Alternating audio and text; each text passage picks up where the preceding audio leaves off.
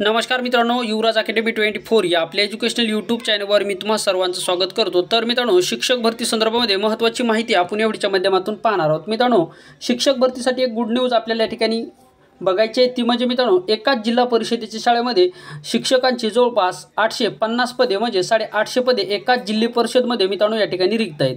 आता ती कोणती जिल्हा परिषद आहे हे या व्हिडिओच्या माध्यमातून आपण पाहणार आहोत। तत्पूर्वी मित्रांनो, आता या ठिकाणी थर्ड टेटमध्ये कितीपर्यंत जागा येऊ शकतात हे सुद्धा आपण या व्हिडिओच्या शेवटी पाहणार आहोत।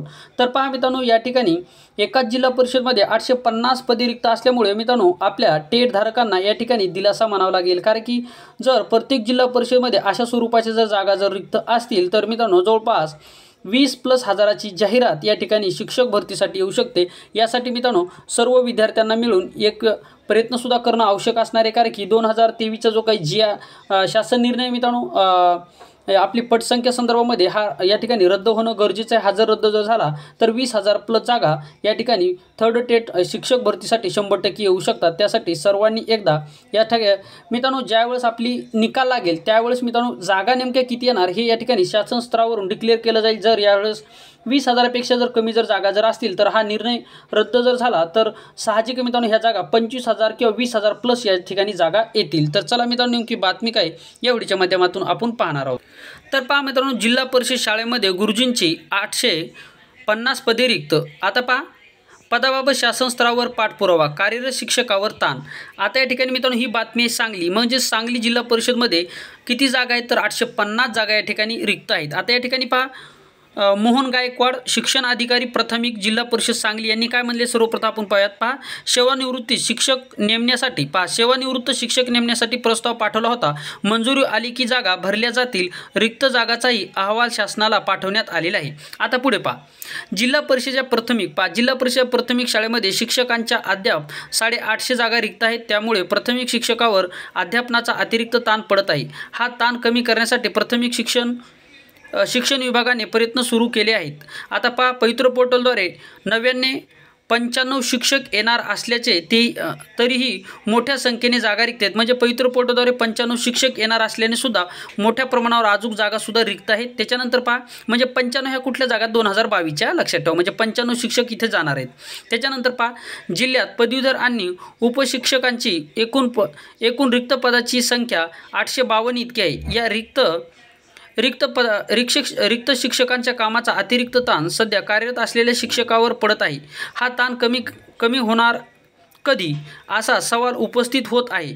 जिल्हा परिषदेच्या शाळेमध्ये जागा रिक्त असल्याने शिक्षकांना मर्यादा येत आहेत। आता पहा, या ठिकाणी काय म्हटलेलं आहे, 2120 शाळा जिल्ह्यामध्ये आहेत। जिल्हा परिषदेच्या प्राथमिक शिक्षण विभागाअंतर्गत इयत्ता 1ली ते 8वी पर्यंतच्या एकूण 2120 शाळा आहेत। त्यामध्ये 1,96,006 विद्यार्थी आणि 7,772 शिक्षक आहेत। पहा, या ठिकाणी थोडंसं दिसत नाही मित्रांनो, झूम केलं तरी सुद्धा दिसत नाही। आता पहा, भरती प्रक्रियेसाठी प्रयत्न, रिक्त पदावर शिक्षक भरतीसाठी प्रयत्न अनेकदा झाले, मात्र अद्याप शिक्षकांची भरती होऊ शकलेली नाही। परिणाम अद्याप शिक्षकावर ताण वाढत आहे।